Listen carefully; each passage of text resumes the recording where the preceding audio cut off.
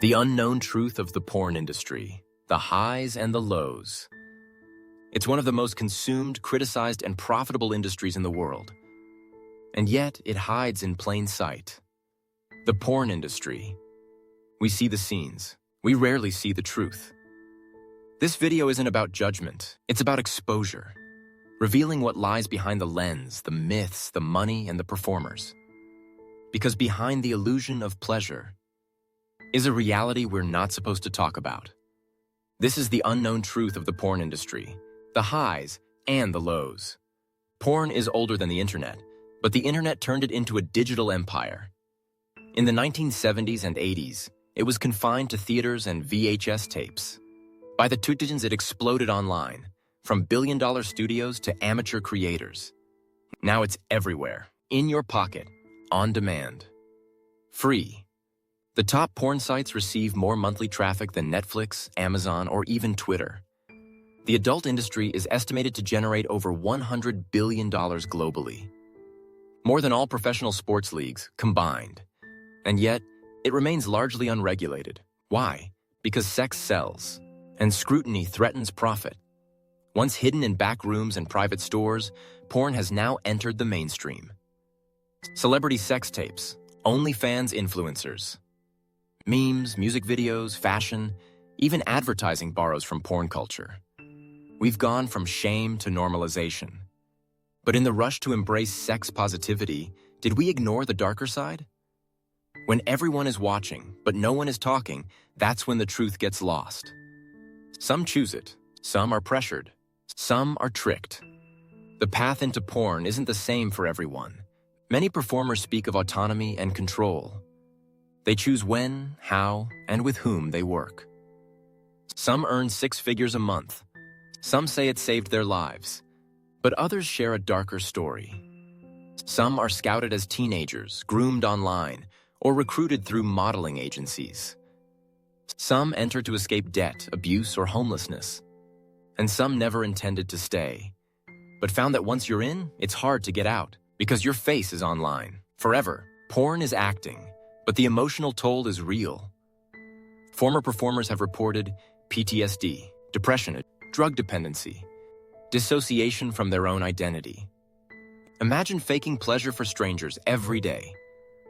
Imagine being judged not just for your work, but for your body, your past, your life. For some, it's empowering. For others, it's devastating. It depends on the support system, or lack of one, behind the camera. Let's shift focus to the viewer. Porn use is skyrocketing. More people are watching, and they're starting younger than ever. In many places, the average first exposure to porn is now age-even. Algorithms reward novelty, pushing more extreme content over time. Softcore becomes hardcore, vanilla becomes taboo, and what used to be shocking becomes normalized. This can rewire how we see sex, love, even people, and it's contributing to a rise in porn-induced erectile dysfunction, intimacy avoidance, anxiety in relationships. It's not just about watching, it's about what it replaces. Who controls the porn industry? It's not just studios anymore. Sites like Pornhub, Xvideos, and OnlyFans are run by massive corporations, with billions at stake. And they don't just host content.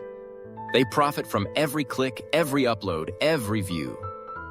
In 2020, Pornhub came under fire after non-consensual content, including videos of minors, was found on their platform. Visa and MasterCard cut ties. Dozens of lawsuits followed. Pornhub deleted 10 million videos, nearly 80% of its content overnight. The truth? For years, no one checked, no ID verification, no consent protocols, no accountability. Profit came first. OnlyFans changed the game. Now anyone can become a performer. You don't need studios, just a phone and a subscriber base. For some, it's a revolution. Control, direct income, autonomy. But it's not all empowerment. Many creators feel pressured to escalate. Nudity leads to explicit content. Explicit leads to hardcore. The more you show, the more you earn, until you feel like you can't stop. Others report stalking, harassment, and blackmail from fans who blur the line between fantasy and reality. And for many, the moment they try to leave, their content follows them. Employers Google them. Families find out. It's freedom until it isn't. Porn doesn't just reflect desire, it shapes it. It teaches millions what sex should look like, what bodies should be, what roles men and women should play. And often what it teaches isn't healthy. Choking, slapping, domination, submission. Acts shown without context, consent, or communication. That's what many teens and adults believe is normal. And when real life doesn't match the script, disappointment follows. We're not just consuming porn, we're being conditioned by it. So what's the solution? Some say we need to ban porn altogether. Others argue for full acceptance, but in truth, it's more complicated. There are ethical platforms, verified performers, transparent contracts. Some creators take pride in their work and safety, and some viewers support ethically sourced content consciously. The key isn't erasing porn, it's rethinking it.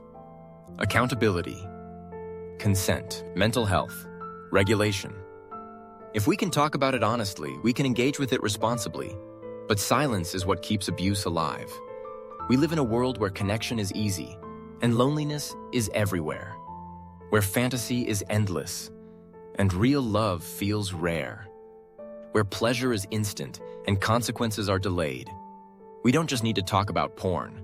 We need to talk about what it means for ourselves, for performers, for society. Because behind the pleasure is pain. Behind the empowerment is exploitation. Behind the screen is a story no one's telling. Until now. This is beyond boundaries, beyond limits, and this is just the beginning. Do we control the fantasy, or does it control us?